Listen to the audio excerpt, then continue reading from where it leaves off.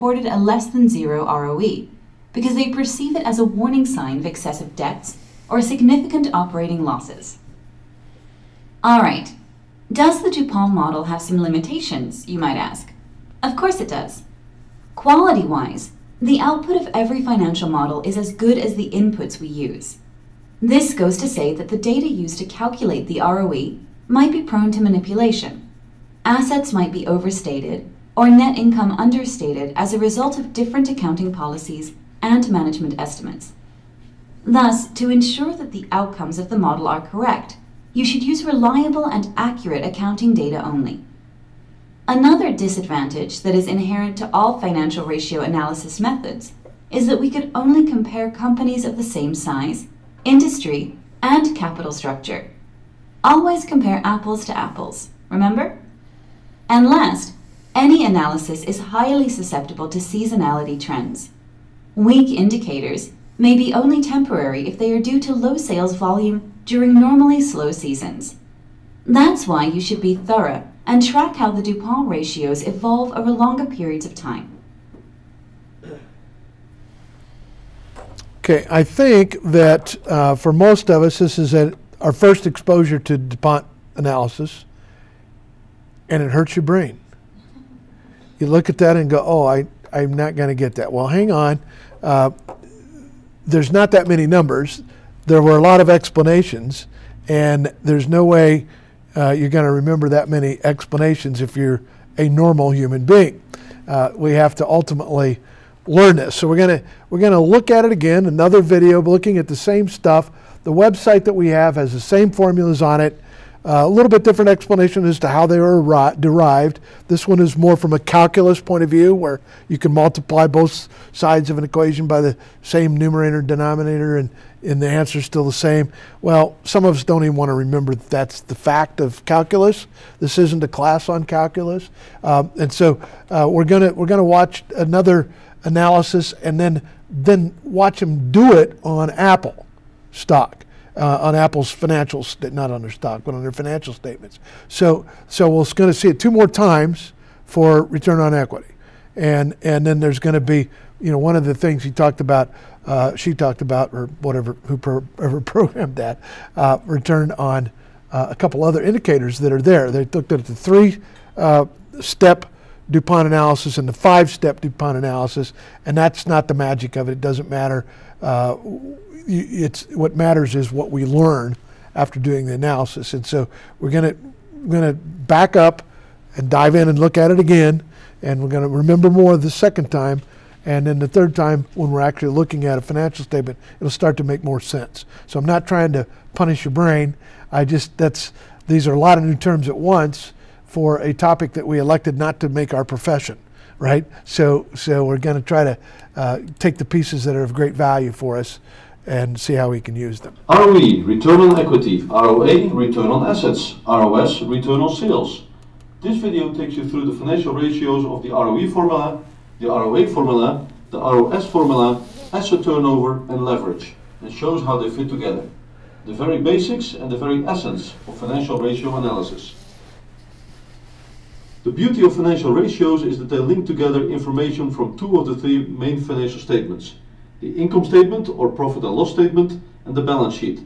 This gives you a more holistic view of a company's performance than merely looking at one financial statement in isolation.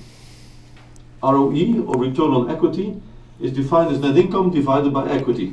In other words, the net profit that the company has generated during a year divided by the book value of the shareholder capital invested in the company. ROE is a measure of the rate of return to shareholders. For return on equity, at first sight you would say the higher this ratio is, the better. The return on equity financial ratio becomes more meaningful when you dive into its drivers. What made the ROE go up or down versus prior year if you look at the same company? Why is the ROE for two companies in different industries, or even in the same industry, different?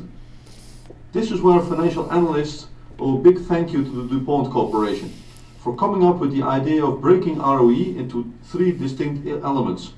Let me walk you through these elements, ROS, asset turnover and leverage, shortly. But first, a trivia question. In which period did the DuPont Corporation start using the DuPont analysis? Was it the 1890s, the 1920s, the 1950s, or 1980s? When you are logged into YouTube and you are watching this video from a computer, then please click the voting card on the top right to submit your vote. I will explain you first what the DuPont formula is, and then share the answer to the quiz question towards the end of the video. Here's the three-part version of the DuPont analysis. Mathematically, this split makes little sense, as you are multiplying fraction bars where the denominator in one of the fractions is the numerator in another fraction. Hence, they will cancel each other out when multiplied. For financial analysis, the split into three pieces makes a lot of sense. The first element, ROS or return on sales, is net income divided by sales, which is an indicator of the relative profitability or operating efficiency. How many cents of profit are generated for every dollar of sales? The higher the ROS, the better. The second element is asset turnover, calculated as sales divided by assets, a measure of asset use efficiency. Can we maximize the amount of sales we generate with the assets that we have? A solid control of working capital, accounts receivable, inventory, accounts payable, is key here to decrease the denominator of assets. What are the terms you negotiate with your customers? Are you getting your customers to pay on time? Is your manufacturing and supply chain operation efficient, so the amount of inventory or stock along the way is minimized? All of those help to minimize the denominator. The first two elements together, ROS multiplied by asset turnover, form ROA, return on assets. This ratio of ROA has many variations. Some companies measure ROIC, return on invested capital, ROTC, return on total capital, ROCE, return on capital employed, or RONOA, return on net operating assets. These are all variations on the same theme. You look at the returns, profit, generated during a period, and compare them to the capital invested in the company to generate those returns. ROA is an indicator of business success, influenced by two factors, ROS or margin performance and asset turnover, which you could call speed or velocity.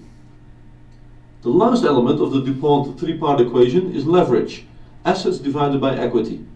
Whether they should be high or low is a much discussed question among business people, finance people and academics, and I don't think there is a definitive answer. On the one side, if you can borrow money, take on debt, at low interest rates and put this money to productive use, you could grow the company faster and generate higher returns. On the other side, if debt is very high compared to the equity in the company, you could increase the risk profile and decrease your buffer against bankruptcy. We have seen plenty of examples of companies that were too highly leveraged, going under in various financial crises over the years. Alright, that's the most commonly known three-step version of the DuPont formula. Are you ready for some more excitement? You can expand the DuPont formula to 5 steps if you want even more analytical insight into the drivers of where your ROE increase or decrease is coming from. The two elements on the right stay the same, asset turnover and leverage. However, ROS gets split into 3 elements. Net income divided by earnings before tax, which is called tax burden, earnings before tax divided by EBIT, called interest burden, and EBIT divided by sales, which is EBIT percentage. In a lot of companies, improving the EBIT percentage and increasing the asset turnover are important targets for the management team, whereas the other elements are for the finance, treasury and tax departments to manage. To close the loop on the DuPont formula, the answer to the trivia question is that this financial ratio analysis method came into use in the 1920s. It is still in ubiquitous use, and it can help you to understand drivers of performance for your company. So thank you very much to Donaldson Brown of the DuPont Corporation. All right, same guy with Apple now, and we'll pause after this and visit about it for a minute. How to perform a return on equity calculation and ROE analysis. This example takes you through the 2017 results of Apple Inc. and shows you both the math as well as the interpretation of the numbers. Stick around for the full discussion, as things become very interesting when you start to attach meaning to the numbers. What is the high-level formula for return on equity? Net income divided by equity. To find net income, you need to check the bottom line of the income statement.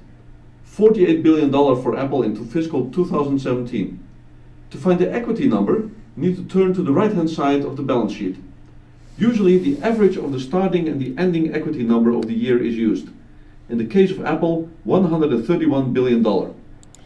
So to make the homework clear, you're going to just do this with not the 2017 financial statement, but whichever one that you've pulled that you think is more current. By more current, I don't mean 2018. You can pull a quarterly statement from last quarter of last year, or the mid-quarter of last year, or the annual report, the most current one, or the year ending just barely. That'll be preliminary data. You pick the financial statement that you pull from. You'll have basically 3 sheets of paper. You'll need 2 of them, the income statement and the balance sheet, right? The cash flow statement you don't need. And you'll pull those from the annual, it'll be in their annual report, or most investor companies will have that available for you, so you can pick it up from third party. There's a service that you'll see when you Google their financial statements called EDGAR, E-D-G-A-R. And EDGAR, I don't remember what it stands for, but it's the United States federal government. It is where public companies' official financial statements are filed. And it's a template and a format under which they have to be written. There's the EDGAR filing for a 10K or a 10Q is 100 pages or something, so you have to flip down or scroll down to get to the 1 page you need for the balance sheet and the 1 page you need for the financial statement. But if you use EDGAR data, it's certified data that they have released to the public under perjury of law. If they lie about it, they go to prison. So seeing what somebody else says their financial statement is, they could have changed it or edited it to make it look bad. Maybe Microsoft wants you to think worse of Apple, and so they release it. They don't play that way, but other places might. So reference where you're drawing your data from, and then you're going to go through the same calculation just with more current financial statement. Okay, and you can pick which of these 6 companies you do. You may not do Apple. You may do a different company, but I want you to go through this formula because it's not that complicated, but you kind of need a cheat sheet in front of you to do it, right? You could do it in 3 minutes if you knew it cold, but this will be your first time doing it, so it'll take you a little longer finding the data that you're going to pull from on. You divide the 2 numbers, and there's your ROE number of 37% for 2017. But what is driving that performance? What are its components? That's where the DuPont formula and DuPont analysis come in. The 3-step DuPont ROE formula takes the high-level calculation and splits it into 3 sections. Net income over sales, or return on sales, sales over assets, or asset turnover, assets over equity, or leverage. As you see, sales is both in the numerator as well as the denominator of the equation, so it will disappear in the multiplication. The same goes for assets, which is also in both the numerator as well as the denominator of the equation. For analytical purposes, having the 3 sections is very useful, as you will soon see. Let's visit the income statement again to find the top line or sales number. Let's visit the balance sheet again, this time to find the assets number on the left-hand side of the balance sheet. Just like with equity, the convention is to take the average number of the starting and ending balance of assets for the year. Once you have filled in these numbers into the equation, you can calculate return on sales at 21%, asset turnover at 0.66, and leverage at 2.66. When you multiply these 3 components, you obviously get to the same 37% total ROE number that we started with. Having these numbers brings us back to the same question as before, at a more detailed level. What is driving that performance? Let's go from left to right through the 3 components. 21% return on sales sounds high, as my reference is delivering training at companies that have an ROS in the 10% to 15% range. We can drill down another level and dive into the components of return on sales. For that, we need a few more numbers from the income statement. We already looked up net income and sales. We will now also use operating income, or EBIT, and income before provision for income taxes, or EBT, in our calculations. Let's fill in those numbers into the three sections that make up ROS.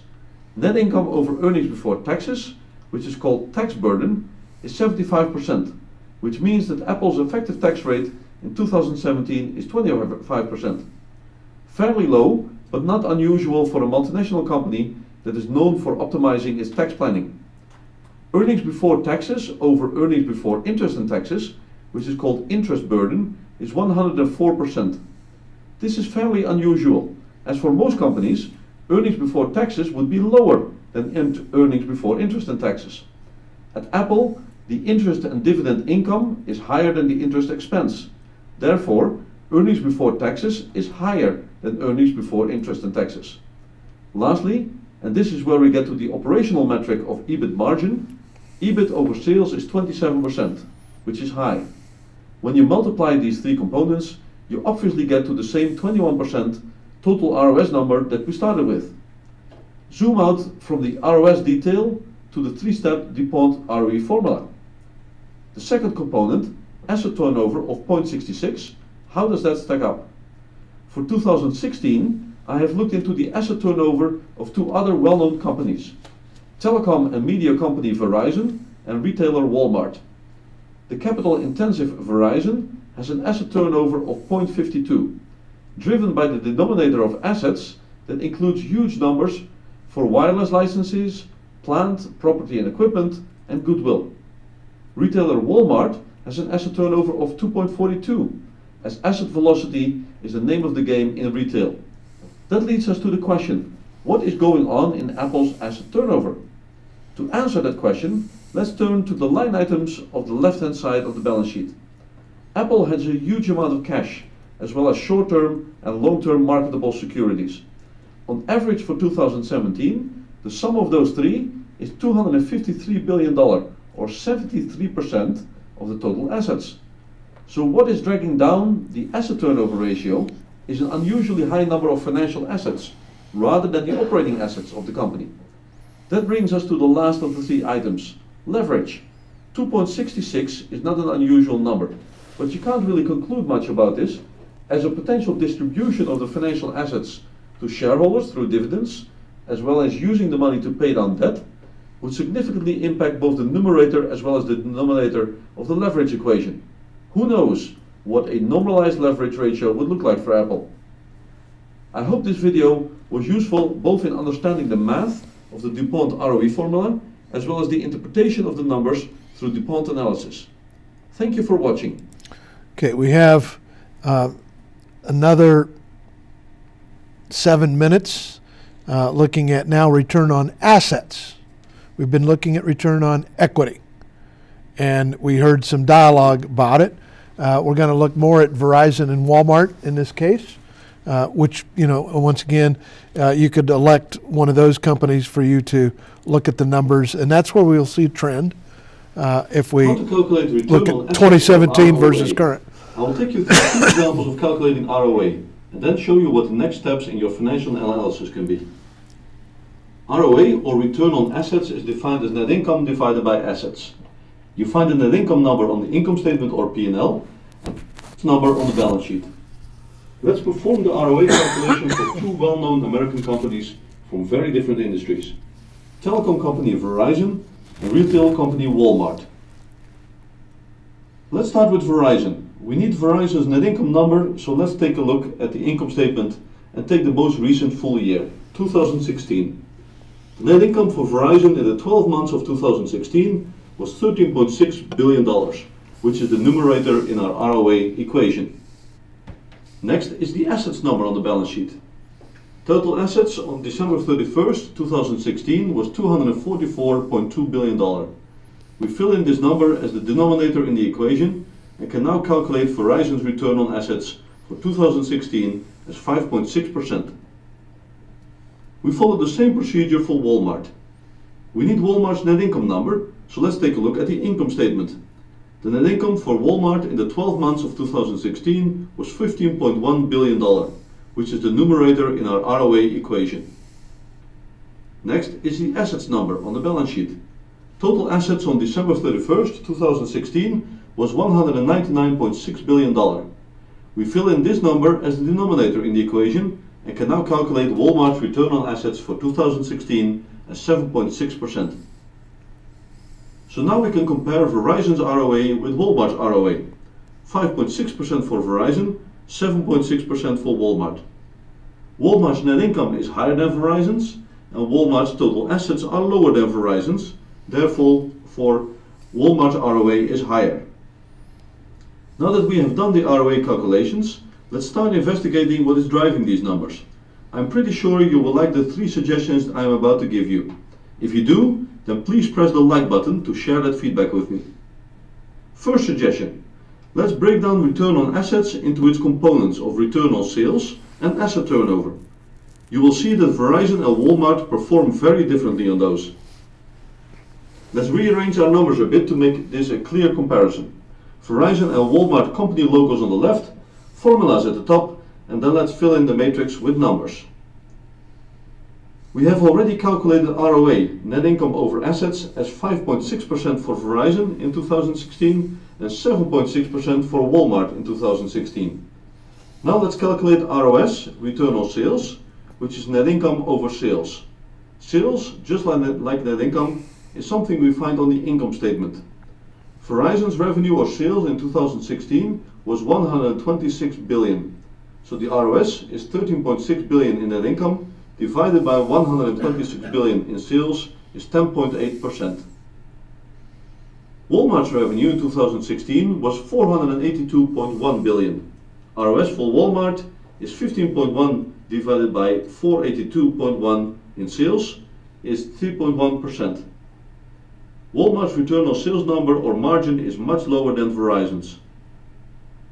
Asset turnover for Verizon is 126 billion in sales divided by 244.2 billion in assets is 0.52. Asset turnover for Walmart is 482.1 billion in sales divided by 199.6 billion in assets is 2.42. Walmart's asset turnover or speed or velocity is much higher than Verizon's. So even though these companies on the ROA level look fairly similar, they arrive at ROA performance in very different ways. Comparing Verizon and Walmart, you could say that Verizon gets to its 5.6% return on assets with relatively high return on sales and relatively low asset turnover. Walmart gets to 7.6% return on assets with relatively low return on sales and relatively high asset turnover. My second suggestion for more analysis on ROA is to look closely at what is going on in the income statement. Are there any unusual items that may have caused net income to be unusually high or unusually low? If you look at Verizon's net income over 3 years, you see it jump from 12 billion to 18.4 billion dollars and then fall back down to 13.6 billion dollar. Part of this is due to fluctuations in revenue and the related gross margin effect on that revenue. However, the effect of non-operational items in the SG&A line is very significant. Verizon recorded significant severance, pension and benefit charges in 2014 and 2016, causing the SG&A number in those years to be unusually high, and a credit in severance, pension and benefit charges in 2015, which caused the SG&A number to be unusually low. If costs go up, profit goes down. If costs go down, profit goes up. Another driver of the net income fluctuation is in the other income and expense line. Verizon had one-off costs for early debt redemption in both 2014 and 2016, which caused net income in those years to be lower. Without going into the exact details of each of the line items, the main message is that just looking at 1 year's ROA, like we did earlier for 2016, might not be fully representative for a company. If you take an average for 2 years, in Verizon's case the unusually high profit of 2015 and the unusually low profit of 2016, you might get a lot closer to the underlying ROA performance.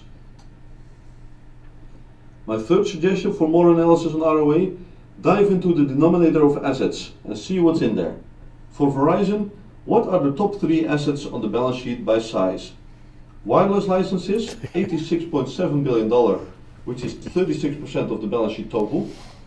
Plant, property and equipment of 84.8 billion. Goodwill of 27.2 billion. For Walmart, Property and equipment is the biggest asset category at 110.2 billion, then inventories at 44.5 billion, and goodwill at 16.7 billion. Knowing what is in the denominator of assets is very interesting. Are most of the assets current or non-current? In other words, are they assets that are already cash or likely to convert to cash within the next year? Verizon has 26.4 billion in current assets, Walmart 60.2 billion. Which of these assets are tangible, which are intangible? Thank you for watching. If you enjoyed these examples of how to calculate return on assets and how to analyze the drivers of return on assets, then please... Okay, we're getting there. We have one left, 9 minutes, and I want to, the last one, the return on investment capital, is not necessarily a piece of your homework assignment, although it's it's a keen interest if you're Warren Buffett and you're putting investment capital into a company. And so before you put investment capital into the company, you want to know how that company is performing. And this is the part of the DuPont analysis that gets us there. Homework-wise, you saw Apple, Verizon, and Walmart already. Now we're going to look at these 3 other companies a little bit, and then we'll talk at the end of this about what we want to How to calculate ROIC, return on invested capital. We will start off with explaining how ROA, return on assets, relates to ROIC, go through the definition of ROIC, and analyze the ROIC calculations of 3 well-known companies. You learn most by applying concepts to real-life situations, so please watch the entire video to get the full picture. ROIC, return on invested capital, is very closely related to the easier to understand metric ROA, return on assets. So it makes sense to quickly walk through the definition of ROA first. Return on assets is simply net income divided by total assets. To find the net income of a company, you take its income statement or profit and loss statement and go to the very bottom, the line called net income, also known as the bottom line. This is the numerator in the equation. Then for the denominator, you turn to the balance sheet and take the number of total assets at the bottom on the left. As a balance sheet needs to balance between what a company owns on the left and what a company owes on the right, you could also take the sum of all liabilities and equity, as this is the same number.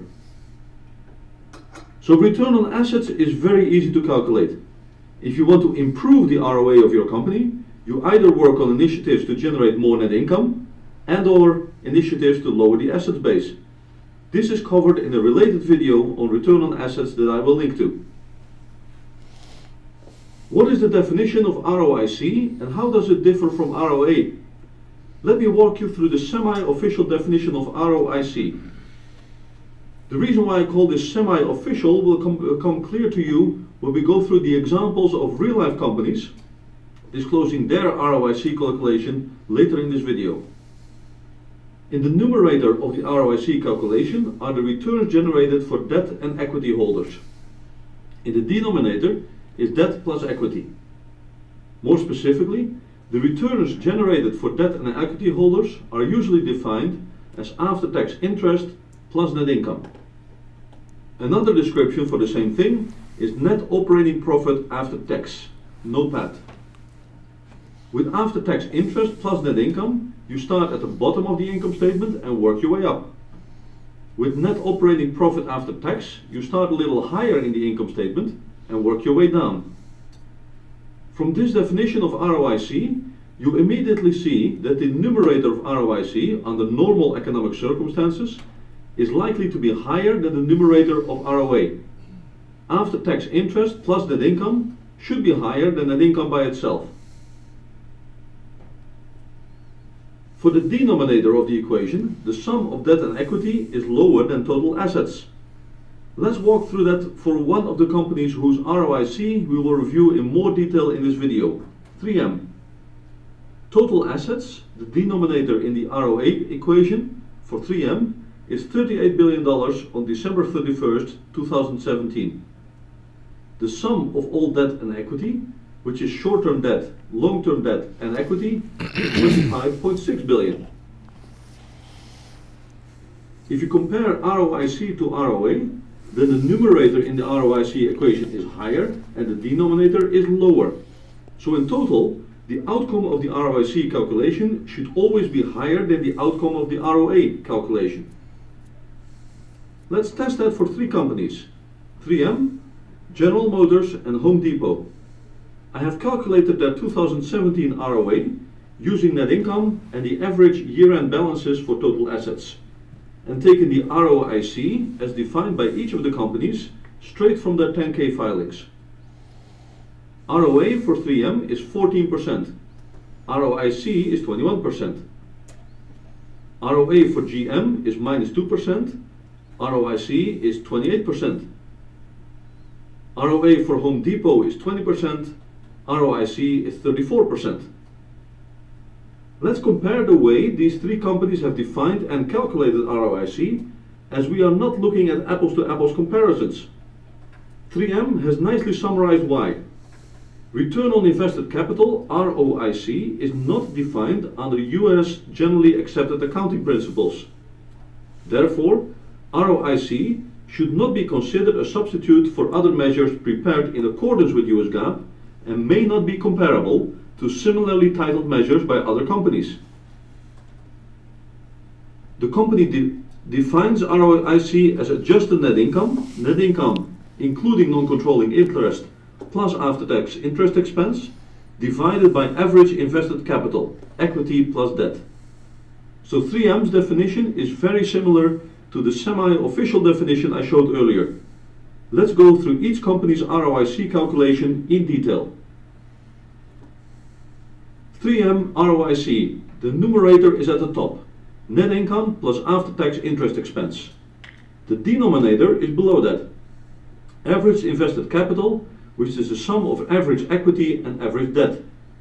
The company actually uses the average of Q1, Q2, Q3 and Q4 ending equity and debt balances. The outcome of the calculation is 21% ROIC as per the 3M definition. General Motors ROIC. GM does not use ROIC but a metric called ROIC adjusted. The numerator for ROIC adjusted is EBIT adjusted. To calculate EBIT adjusted, GM takes net income of minus 3.9 billion, in other words, a loss of 3.9 billion as the starting point, and makes adjustments to get to EBIT adjusted of 12.8 billion. GM does not normally make a loss, but 2017 was an unusual year. A big loss from discontinued operations, the sale of the European business, Opel Vauxhall, and a negative impact of the change in the US tax law. These are the first 2 numbers that are added back in this reconciliation. Then adjustments are made to add back net interest expense as well as one-off unusual items like restructuring. The end result of this is what GM calls EBIT adjusted. This is the numerator in GM's ROIC adjusted calculation. Then for the denominator, GM starts with average equity and adjusts that to average net assets. This gets them to 28% ROIC adjusted as per the GM definition. This is different from the ROIC calculations of other companies, as the numerator is on a pre-tax and excluding unusual items basis, and the denominator is on a net assets basis. Home Depot ROIC. Home Depot uses NOPAT, net operating profit after tax, in the numerator. In the denominator is average debt and equity. Here's where it's useful to always read the narrative of how ROIC is defined by the company. In the case of Home Depot, ROIC is defined as NOPAT, a non-GAAP financial measure for the most recent 12-month period, divided by average debt and equity. They go on to state that we define average debt and equity as the average of beginning and ending long-term debt, including installments, and equity for the most recent 12-month period. So in the definition of Home Depot, if you compare it, for example, to the definition of 3M, short-term debt, on average $1.1 billion for Home Depot, is excluded from the denominator making the resulting ROIC slightly higher. Home Depot's ROIC, as per their definition, is 34%. To understand ROIC, it is useful to start off with ROA. The semi-official definition of ROIC is net operating profit after tax in the numerator divided by debt plus equity in the denominator. Always check the exact definition that a specific company uses before comparing ROICs, as it is a non-GAAP metric. I hope this explanation and discussion of ROIC, return on invested capital, was useful for you. Okay. It certainly is mind-numbing. I don't know if it's useful, but it's mind-numbing, right? To look at all that stuff. But if you just, there's a lot of talk, like on return on assets, there's only 3 variables he's looking at. And they look at them in a bunch of different ways, and he talked for a whole video about it, but there's only 3 variables. So it's not that hard to do once you find the 3 variables. And he's pointing this to where to look for them. So what I want you to do is refer to what he talked about. If you want to watch the video again to freshen it while you've got the right financial statement in front of you, that's a fine way to go about it.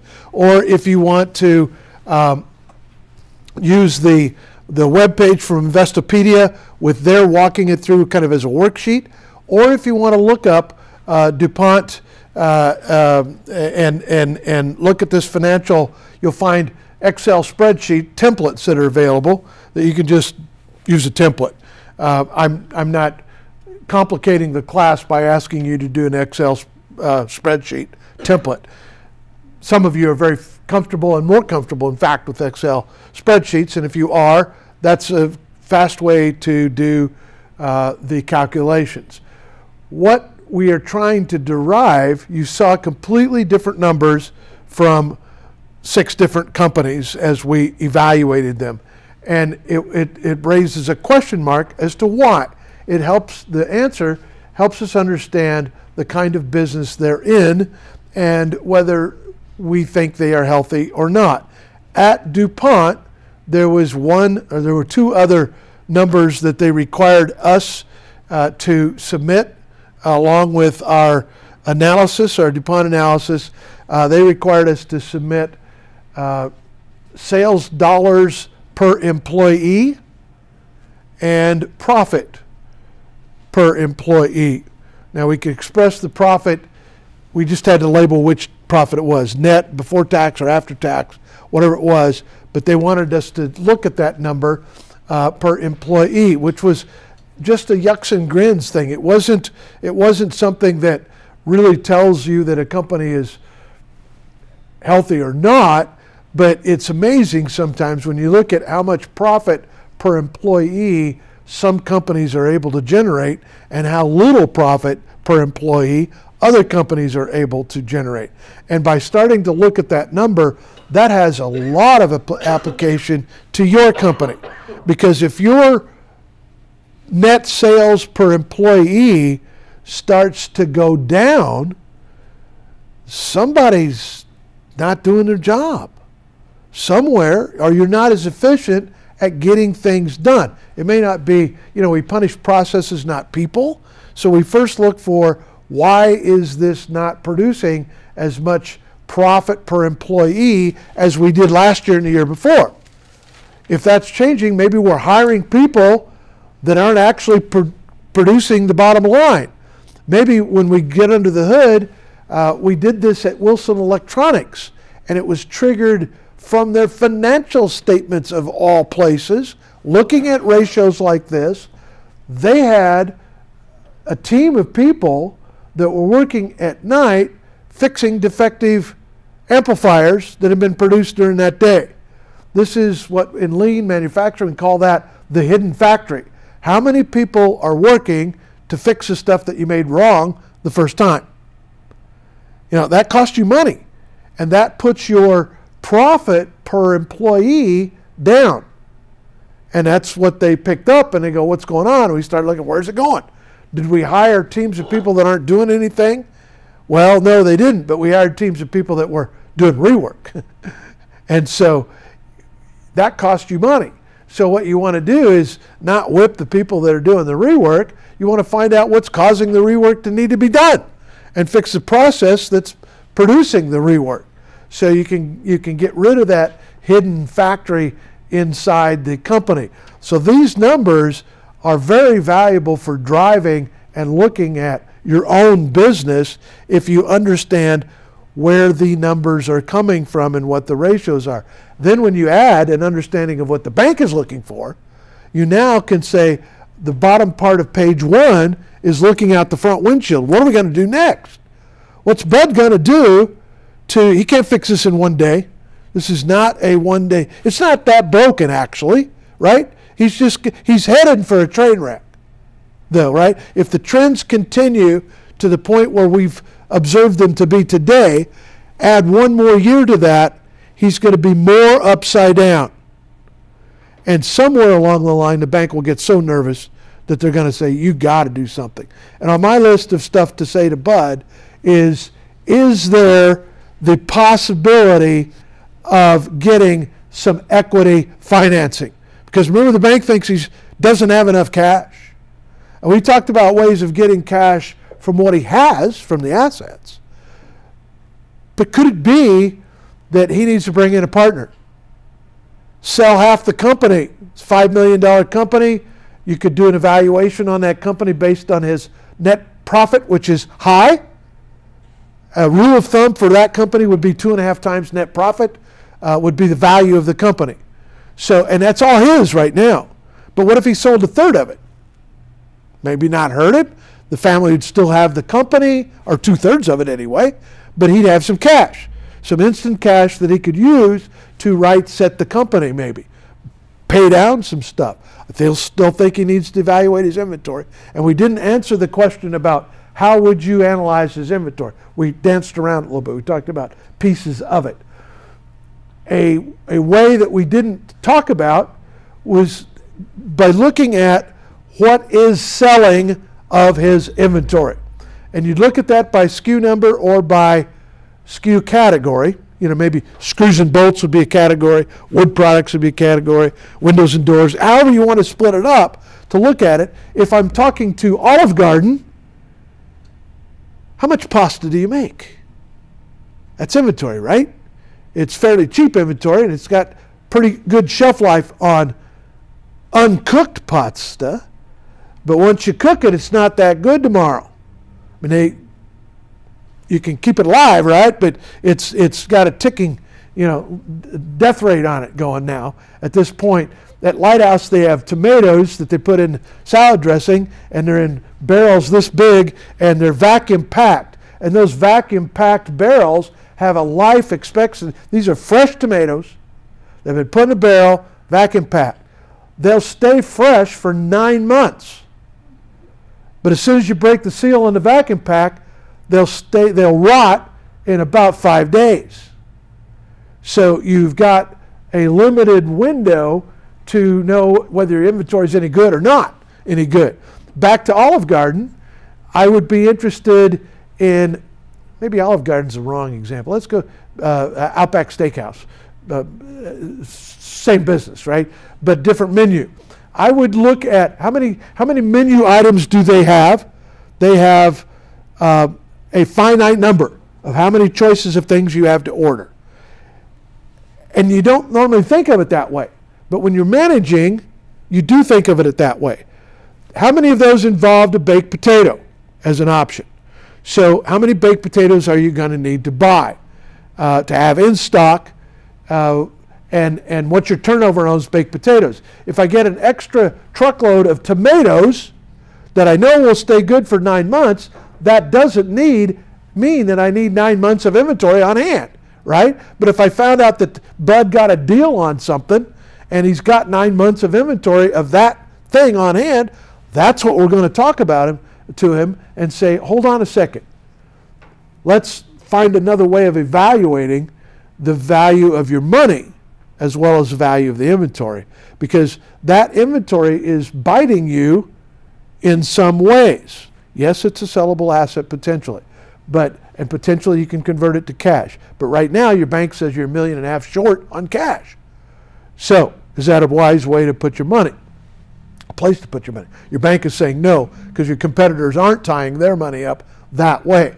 So that's all part of, there's not a cut and dried answer. There is a pile of information to process. And if I'm looking at back to the menus, back to Olive Garden or to Outback Steakhouse, I'm going to look at how many desserts do they sell? What days do they sell those desserts? How many dessert offerings do they have? 3 or 4, usually.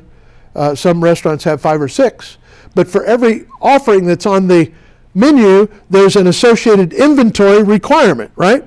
And in a food business, some of that inventory requirement is going rotting on you. If you don't get it used up in time, it won't be any good. The bread will be stale, and the dough will be moldy, or whatever other headaches you have to deal with. Pepperoni's got so much, preserved formaldehyde in it that it stays good for a long time. But cheese gets moldy pretty fast. And so, keeping your inventory fresh and viable for your business requires you to know what your inventory turns are, or what your inventory turns are going to be. I used to have this conversation with Helen at St. Helens Restaurant, a tiny little restaurant with no chain, no information to draw from about how other stores are operating. And the very question, how many potatoes do you have in stock? How many should you have? How do you know what your customers are going to order? The only way you can have a clue on that is to have history. And to guess from history, how much beer do they need to have for the Tuesday night when they have pool tournaments? They sell more beer on Tuesday night, or they sell more beer on sports nights in a bar, a sports bar. We could look at a bigger restaurant that's in that same business, the Wings, and we could look at what they're selling. Buffalo Wild Wings, and they've got data to draw from for bigger markets. Helen didn't have that. So you have to be looking at your inventory turns, not just by the year, which is how we looked at it for Bud, but we got to be looking at the product line, because how much food is she throwing away?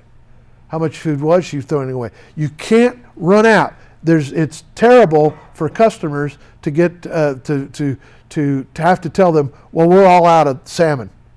You can't be all out of salmon. I've been to Red Lobster when they were out of fish. Red Lobster, out of fish. I'm going, out of fish? How? That's all you sell. How can you be out of fish? But they were. And we had supply chain issues during those times. You can't, so somebody ran their inventory turns too skinny, right? And they ran out of all the fish they had. They didn't have any fish. Texas Roadhouse does that every night. Mm-hmm. Well, every time we go. Really? So they got management problems, don't they? That reflects back on management, I think. All right, we've talked enough. It's 8 o'clock, and you've got a homework assignment that will take you a little bit of time. We'll look at it on Monday. On Tuesday. It's not the drop dead homework assignment. It takes you a little longer to that. I want you to go through pulling these, getting to this webpage, and pulling one of these 6 sets of financial statements. There's value in that alone, just knowing how to find financial statements. Then value in finding those very few variables. It sounded like a lot of mumbo jumbo, but it's just very few variables, and then plug and chug those variables, and we're going to compare your numbers for whatever year you looked at versus what we saw the numbers were back in 2017. And that's the beginning of a trend. Are they better or worse? And we're going to ask that question from your calculations, okay? So have a great weekend. We will see you on Tuesday. Thank you.